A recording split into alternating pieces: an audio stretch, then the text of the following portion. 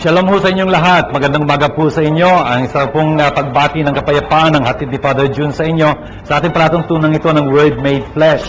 Sa umaga pong ito, ating pong matutunghayan ang mga pagbasa bilang paghahanda natin sa ika-27 linggo sa karaniwang panahon sa Eklesiya.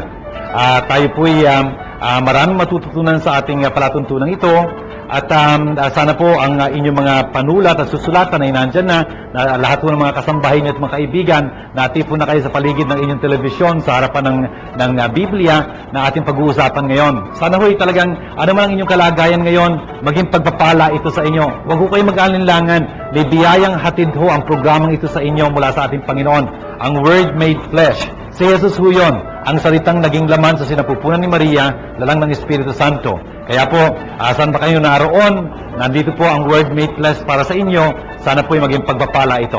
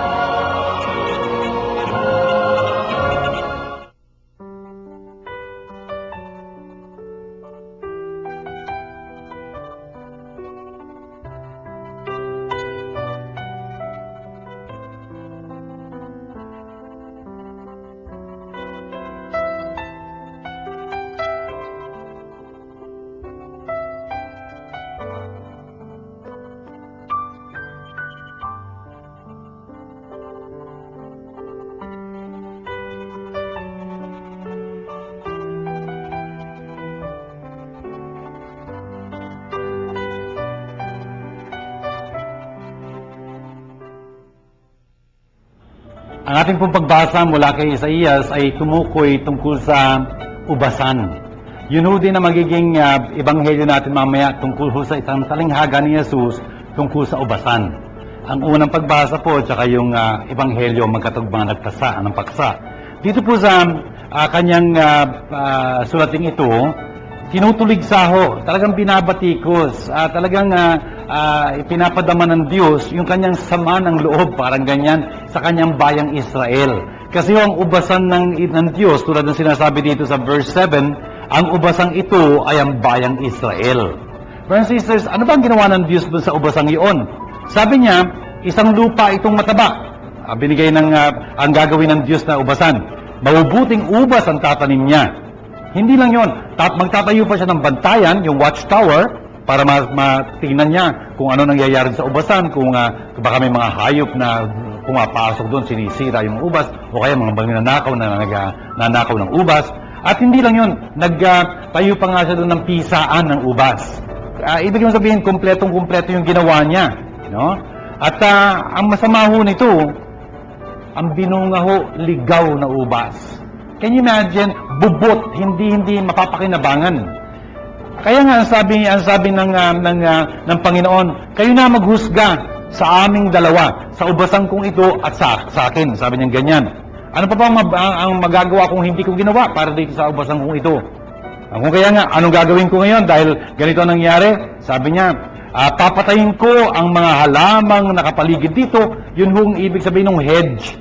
Yung hedge ho, yung bakuran. Yung bakuran ho, hindi mga kahoy o kundi mga halaman yun, mga hedge, yung mga halaman na para magiging pader, something like that, sa paligid nitong umbasang ito. Papatayin ko lahat yun. Pababayaan ko yung mga mabangis mga hayop na maglipana doon, talaga wasakin yung ubasang kong yun. Talaga namang mga tinig at dawag ang tutubo doon, hindi ko nalilinisin yun. Talagang papabayaan ko na lang talagang mapahamak yung aking ubasang yun. At ang sabi niya, ang ubasang yun ay ang Israel.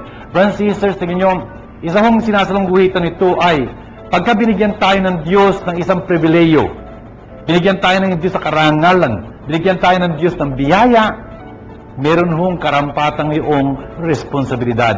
Every grace, every privilege has a corresponding responsibility. Mananagot at mananagot ho tayo doon. Tulad ng bayang Israel, inaasahan sila ng Panginoon na talaga magiging bayan niyang tapat. Talagang makakasangkapan niya sa pagpapalaganap ng kanyang magandang balita. Pero hindi ho, nagkasala lang sila at naging suwail sa Panginoon at di tapat sa Kanya. Kung kaya anong kaharapin nila, parurusahan ho sila noon. Parurusahan sila. Malungkot ho yung sasapitin nila. Pero hindi lang ho sa kanila pwede mangyari yun, sa atin din ho. Ang dami yung pagpapalang binibigay sa atin ng Panginoon. Talaga ho, siguro isang araw ho, dapat talagang umupo tayo at isulat ho natin lahat ng pagpapalang binibigay sa atin ng Panginoon mula ho sa ating hininga, sa ating buhay. Tapos sa ating pamilya, sa mga pagkakataong binibigay sa atin, yung ating mga mata, yung ating mga bibig, etc. ganyan. Anyway, talaga hong isulat ho natin yun. Makikita nyo ho, hindi tayo matatapos kasusulat ng mga pagpapala ng Diyos na binigay sa atin. Yun mga pagpapalang yun ng Diyos, pananagutan ho natin.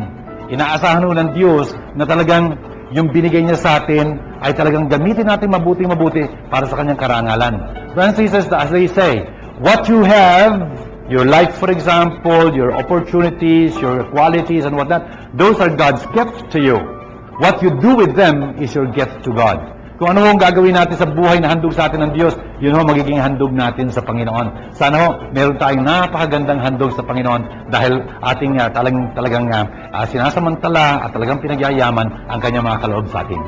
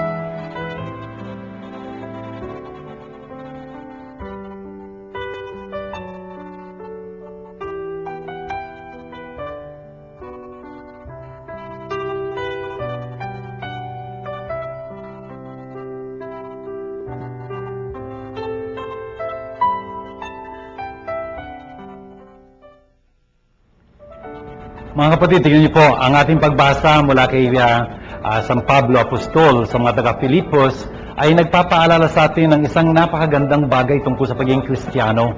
Meron ho tayong tinutularan. Ang tinutularan ho natin dito, una sa lahat, ang ating Panginoong Hesukristo. No? Kaya nga, ang sinasabi niya, matuto kayo sa akin. Ito ang gawin ninyo. Learn from me. At yun din ho ang naging panuntunan ni San Pablo. He learned from Jesus. He knew Jesus so well.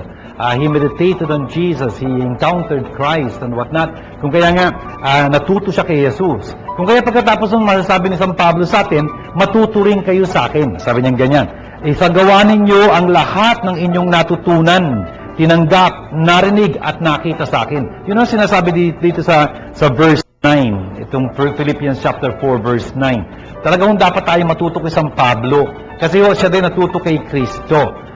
Kung tutularan natin si San Pablo, matutularan natin si Kristo. At kung talagang magtutularan natin si Kristo, Kristiyano tayong tunay. Importante ho yun. Ano nga bang dapat mangyari? Ang unang-unang hamon ni Jesus sa atin, palitan natin yung isipan natin. Metanoeite. Yun ho yung unang hamon sa atin ni Jesus nung siya yung unang nangaral. Nasa chapter 4, verse 17 ho yun ni Mateo. Metanoeite. Pagsisihan ninyo, talikdan ang inyong mga kasalanan. Ibig sabihin, magbagong isip kayo. Anong isip ang sasaisip natin pag binago natin isipan natin? Yung sasabihin ho sa atin ni San Pablo, yung sinabi niya sa atin sa chapter 2, verse 5 ho nitong sulat na ito sa mga taga-Pilipos. Ang sabi niya dito, make the mind of Christ your own. Ang kinininyo, ang pag-iisip ni Kristo, gawin yung inyo ang kanyang isipan. Ano nga ba isipan ni Kristo? Ayun ang maganda. Kaya kung pinag-uusapan natin, pinag-aaralan natin ang Biblia. Kasi pagka hindi natin alam ang Biblia, hindi natin kilala si Kristo. Ignorance of Scriptures is ignorance of Christ. Ano nga ba dapat nating matutunan kay Jesus? Mula ho sa mga pagbasang pwede natin gawin sa mga ebanghelyo, yung mga katuruan ni San Pedro, San Pablo, San Juan, Santiago, San Judas, parang yan, yung mga letters of the apostles in the New Testament. Ano ba ang dapat nating matutunan sa kanila? Ito, sinabi sa atin ni San Pablo ngayon. Ang mga bagay na karapat at kapuri, yun ho yung tinuturo sa atin ni Jesus. Na karapat dapat at kapuri-puri. Hindi lang yung bagay na Jesus is the truth, Kitang natin sa kanyang buhay ang katotohanan ng buhay niya at handa siyang mamatay para sa katotohanan ito. What happened? He did not deny the truth kahit siya. At hindi lang yon, mga bagay na marangal, bagay na matuwid, malinis, kaibig-ibig, kagalang-galang. Sisters, are the things that these are the values that we should learn. Ito na dapat nating napupulot mula sa Biblia. Kaya pinag-aaral natin ng Biblia. Napapaalalahanan kasi tayo nito. Pagka binabasa natin ito at pinag-limiliman natin, meditate on God's Word. Talagang totoo. Kapuri-puri. Ano ba marangal? Ano ba dapat matuwid? Ito ho ang sasabuhay natin. Kasi pagka hindi natin yun, may impluwensyahan tayo ng mundo. Ang mundo ho, ibatak. Hindi ho sang-ayon sa daan ni Kristo. Sa mundo daan, sa mundo lokohan, sa mundo talaga namang diwid, sa mundo di makatarungan, sa mundo talagang karahasan, etc. Hindi ho yun ang turo sa atin ni Kristo. Ang dapat hong mangyari sa atin, talagang paghariin natin ating mga buhay, ang kapayapaan at katuwiran, at kaisahan. Unity. At ang sabi sa atin ni San Pablo din sa dulo ng pagbasa natin, at pagka nagkagayon, ang Diyos ng kapayapaan, Diyos ng pagkakaisa sa inyo, God, love, peace will be with you. Friends and sisters, ang hangad natin dito sa programang ito ng Word Made Flesh. Kaya ho pinapaliwanag ni Father June itong mga pagbasang ito, itong salita ng Diyos na ito, ay para matutunan natin itong mga pagpapahalagang ito, itong mga kayamanang ito pong values na ito ng Panginoong Jesucristo na dapat nating pagyamanin din sa ating mga buhay. Upang sa ganung paraan, pagharian tayo ng Diyos, Diyos ng pag-ibig at kapayapaan.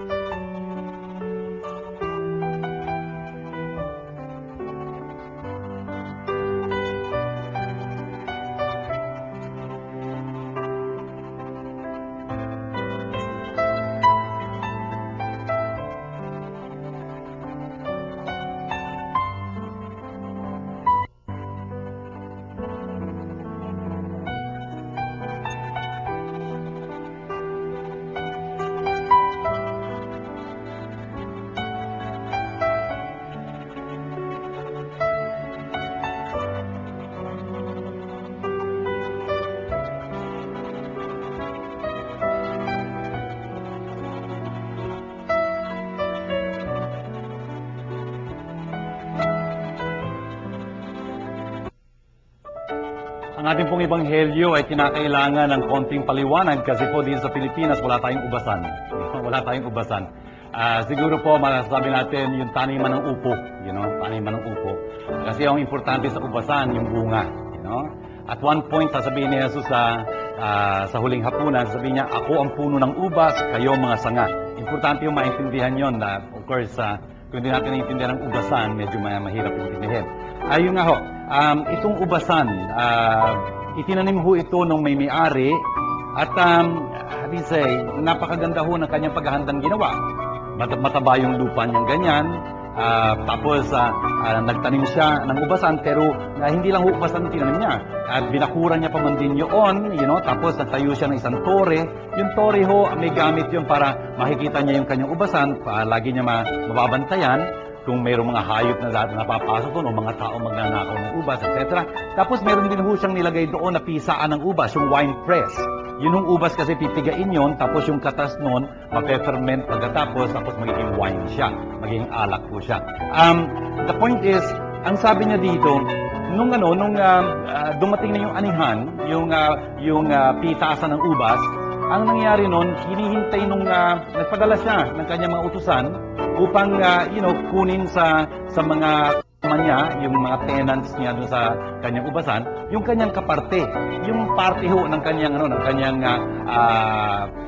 ganansya doon sa ubasan niya. Alam niyo doon sa lipunan ng mga Hudyo, either yung may-ari tatanggap nung fixed amount. Kahit na anong mangyari doon sa ubasan, maging masagana o hindi masagana, dapat magbibigay siya ng ganitong presyo, yung ganitong halaga. O kaya, meron siyang parte doon sa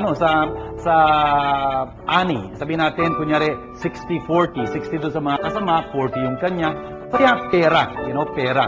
Ibig sabihin nun na 60-40 rin ng pera na. Hindi ang ubas, kundi pera. Brothers and sisters, yun ang kanyang ginawa. Nagpadala siya ng mga alipin niya, pero hindi ko tinanggap yung mga alipin niya. Pinagpapatay pa nga yung iba Pinagbabato sa mga tuwid, hindi binigay sa kanya yung kanyang part. 2 beses niya ginawa yun, mas marami pa nung kalawa, pero wala rin nangyari. Ganun din ang ginawa nila. At sa wakas, anong ginawa niya? Pinadala niya yung kanyang anak. Kasi sa pag-aakala niya, igagalang siya kasi anak siya Ibang-iba ho yung pag-iisip ng mga kasama niya dun sa ubasan. Pinatay yung kanyang anak. Inilabas muna dun sa ubasan, doon pinatay sa labas. And of course, anong gagawin ng may-ari no pag nagkagano'n ang naganap? Natural, sabi sila mismo ang sumagot, papatayin niya yung mga iyon. At ibibigay yung pag-aari, yung kanyang ubasan sa pangangasiwa ng ibang mga kasama na magiging mas matapat. Brothers and sisters, maganda hong pag-usapan na ito. At ngayon nandito ako sa piling ng mga estudyante. I feel very well here. Nandito po tayo sa Holy Child Catholic School dito po sa Tondo. Malapit po doon sa parokya ko dati sa Don Bosco, malapit lang po dito. Nandito po tayo sa piling nito mga estudyante. Meron tayong ilang mga estudyante dito, Angelica, Riza, Nikki, tsaka Myla. Very good. Good morning. Very good. Hindi ko classroom to. Gusto ko sila makatagpo dito dahil palagay ko, yung mga kabataan kasi, meron silang maiaambag sa ating pananaw kung tutuusin. Yung mga bata talaga, pagka binabasa na ng Biblia, simple pagbasa nyo, wala kayong sophistication, wala kayong pamimiloso po, ganyan. Hindi kayo marunong nun Pero matatanda, medyo ganun Kaya, mas magandang makausap kayo dito.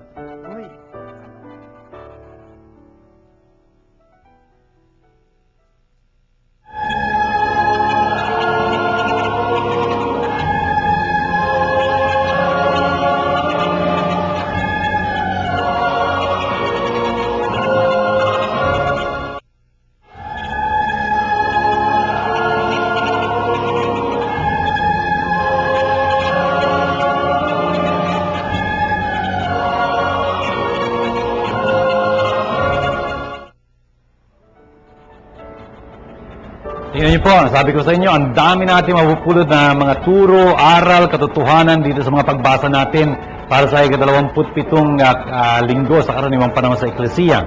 Brothers and sisters, tingnan niyo po, pinaalala sa atin ni Propeta Isaías na tayo talaga ay isang ubasan. Isang taniman ng Panginoon. Napakahalaga hong maintindihan natin yon. At meron hong mga tinatanim sa ating mga puso ang Panginoon.